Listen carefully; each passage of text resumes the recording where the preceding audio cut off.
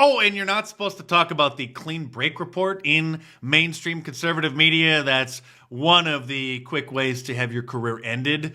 The 1996 report that was put together by a bunch of neocons, including Benjamin Netanyahu, which outlined what they said were the necessary steps in order to protect Israel and solve their problems over there in the Middle East. One of the top ones was removing Saddam Hussein from power.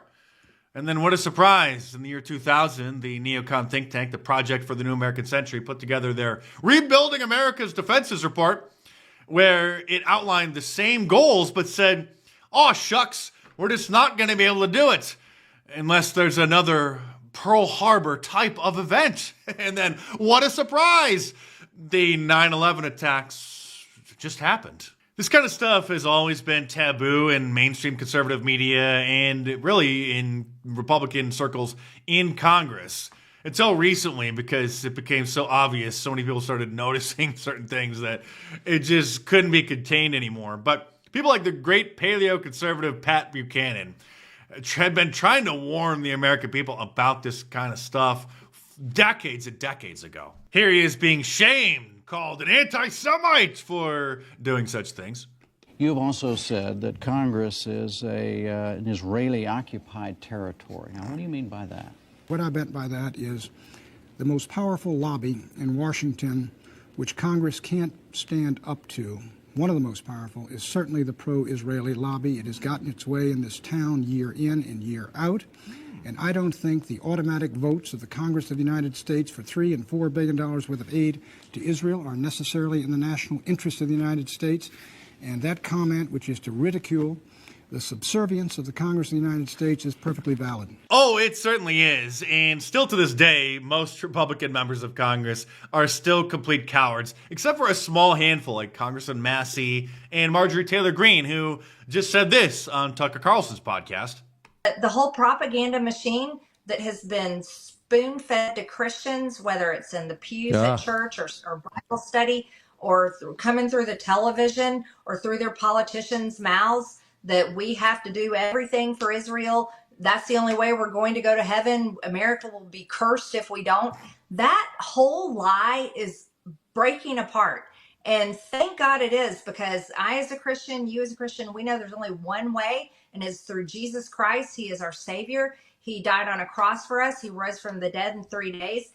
And your salvation has nothing to do with what ethnic group is occupying what regions of land halfway around the world. All right, so even if you don't put too much weight on what Pat Buchanan or Marjorie Taylor Greene have to say about certain influences working their way into Congress and other aspects of our society, how about Billy Graham? Here he is in the Oval Office with President Richard Nixon having what he thought was a private conversation. Only, I'm sure everyone's familiar with the Nixon White House tapes. He was secretly recording most of those conversations. And later, when those tapes were published, Billy Graham was heard saying this. I go and I keep friends with Mr. Rosenthal at the New York Times and people of that sort, And not all the Jews, but a lot of the Jews are great friends of mine. They swarm around me and they're friendly to me because they know that I'm friendly to Israel. But they don't know how I really feel about what they're doing to this country. And I have no power, no way to handle them. But I would stand up if under proper circumstances. I mean, what's next? Is Billy Graham going to start talking about the Ginos, the Jews in name only, like the Rhinos, get it? The Republican in name only? Those are the liberal, secular, atheist Jews? Oh, wait, what's this? You see, the Bible makes a distinction, Mr. President, between two groups of Jews. One is called the synagogue of Satan. There's two different kinds. And those people, in the latter days, it's called the remnant of God's people, which will be Jewish people. Those are the ones who will accept Jesus. And then there's the synagogue of Satan. And nearly all of your religious deceptions in the latter days, what the Bible speaks, latter days could be 1,000 years, what they call the synagogue of Satan. In other words, they are energized by a supernatural power called the devil. This is what the Bible teaches, whether you believe it or don't believe it. This is the biblical teaching, and this is what I believe. And I believe that they have a strange brilliance about them. they're smart, and they are energized, in my judgment, by supernatural power. Well, also they do something else. They're not smart. And you see, of course, Hitler didn't. They had a stranglehold on Germany, on the banking of Germany, on everything in Germany, and the media. They had the whole thing, you see, but he went about it wrong. But this stranglehold has got to be broken, or this country is going to go down the drain. You believe that? Yes, sir.